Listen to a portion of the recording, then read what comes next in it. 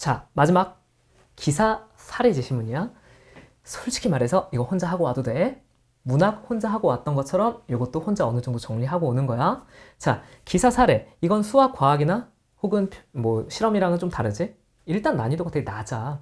보면 무슨 말인지 직관적으로 이해할 만해. 그래서 우리 한국 사람이니까 기본적인 개념 다 알고 있잖아. 역시 똑같아. 자, 기본적으로 핵심을 이해하려고 노력하지 마. 이거는 주장문을 뒷받침하는 소재로만 사용되는 거야. 근데 우리 문학에서 한 것과 똑같은데 문학보다 더 쉬워. 왜냐면 문학은 사실 약간 숨겨놓기도 하잖아. 키워드가 숨겨져 있거나 혹은 정말 문학적인 표현에 의거하여 시적 허용이 들어가기도 하잖아. 하지만 기사나 사례는 육하 원칙에 의거하여 들어갈 거란 말이야. 그러면 우리가 기사나 사례를 보면 그래, 그 육하 원칙에 따라서만 정확하게 전개되면 되는 거거든. 근데 여기서 중요한 게 있어. 우리가 이걸 소재로 쓸 거잖아. 어떤 특정한 주장의 소재로 쓸 거란 말이야. 그러면 여기서 언제, 어디서 이런 거 중요하니? 언제, 어디서가 뭐가 중요해?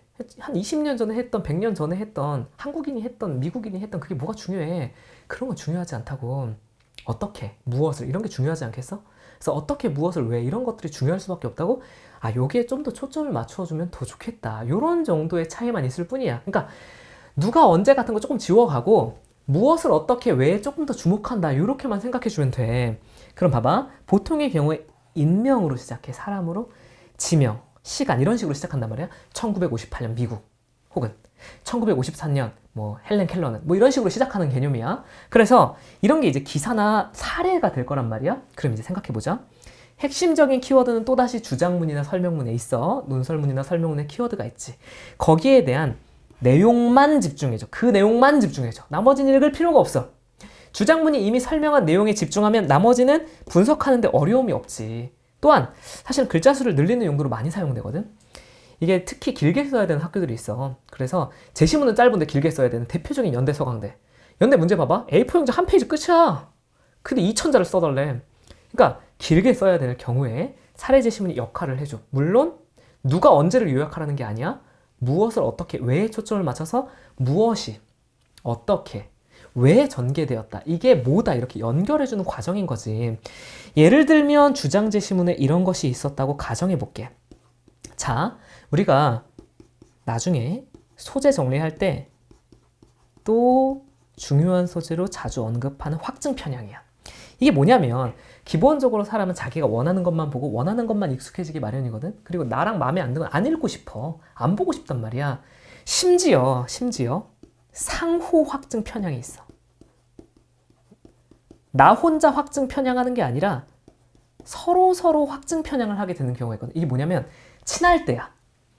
내 집단이 친해. 서로 친하고 서로 신뢰해. 이러니까 서로 의심을 안 해. 중요한 건 나도 쟤를 좋아하고 쟤도 나를 좋아해. 근데 내 생각이랑 제 생각이 똑같아. 그러면 내가 제 생각을 확증해주고 쟤가 내 생각을 확증해준단 말이야. 이게 전문가 집단일수록 진짜 심해. 예를 들면 여기가 나사야. 서로 얼마나 신뢰하겠어. 너도 전문가? 나도 전문가. 너도 사이언티스트? 나도 사이언티스트. 서로 인정받던 과학자들이었어. 서로 확증 편향이 일어나게 될 가능성이 굉장히 높지. 왜냐? 의심이 없어, 서로. 그래서 교차 검증을 안 한단 말이지. 이게 이제 제시문으로 나와 있는 거야. 제시문에 그래, 확증 편향이란 무엇이고 상호 확증 편향이라는 건 무엇인데 이때 나타나는 이유는 서로를 신뢰하기 때문이고 그 과정에서 교차 검증을 하지 않기 때문에 나타난다. 그 대표적인 사례가 아래와 같다 이런 식으로 나온다는 거지. 봐봐. 챌린저 우주선 폭발 사고는 1986년 1월 28일 다 중요하지 않잖아. 다 넘어가. 무엇을 어떻게가 중요한 거 아니야? 넘어가. 원인은 왜가 나왔네. 왜? 이 사고는, 이 사례는 왜 때문이었냐? 오링이 얼어버렸다. 근데 회의 때 기술자가 요청을 했었어. 이렇게 된 거지. 오링이 무슨 일이 있을 수도 있다고 기술자가 요청을 했어. 과학자들에 대해서 엔지니어가 문제를 요청을 한 거야. 그러나 무시했다. 끝이야. 앞뒤 상황이었잖아.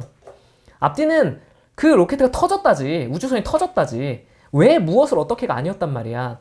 왜 무엇을 어떻게는 기술자가 과학자한테 문제가 생길 수 있다고 요청했는데 무시했어요. 이렇게 된 거지. 그러니까 과학자들이 엔지니어를 무시했다. 사이언티스트가 엔지니어를 무시했다. 이게 대표적인 상호 확증 편향의 사례다. 이렇게 뒤에다 덧붙여 주기만 하면 되는 거지. 근데 내가 늘려 쓰고 싶어. 주장은 상호 편향이었어. 근거는 뭐였어? 검증이 없었어. 대표적인 사례가 챌린저 호야.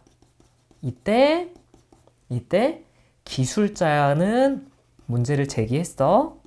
근데 과학자는 그 기술을 무시했어. 왜냐하면 과학자들의 입장에서는 충분히 자신의 이론적 정비가 되어 있었다고 생각했기 때문이었지. 결과는 폭발이야. 늘려 쓰는 방법 가르쳐 줄 거야. 꼭 늘려 써야 되는 학교들 있거든. 세종대 2번 문제 1200자. 이거 늘려 써야 돼. 재심이 진짜 짧거든. 경희대 2번 문제 1200자였을 때 지금은 인문계열도 둘 다 800자로 줄어들어 있지만 역시 늘려 써야 되는 부분이 있어. 요때 사례를 어떻게 활용할 것이냐, 기사를 어떻게 사용할 것이냐. 자, 분석은 하나도 중요하지 않아. 글쓰기 과정에서 연습만 중요해. 자, 여기까지 이해하고 올 수 있지? 자, 쓰는 건 첨삭으로 다듬어 줄게. 이게 학생마다 쓰는 스타일이 달라서 너는 사례 요약 몇 자 해. 너는 사례 요약 몇 자. 이게 모두에게 일괄적으로 통일해 줄 수는 없거든. 근거를 제대로 잡고 주장을 길게 쓸 수 있는 아이들은 사례를 굉장히 짧게 써도 상관없습니다. 또한 학교별로도 쓰는 스타일이 다르니까 조정은 해줄게. 다만 어렵지 않지?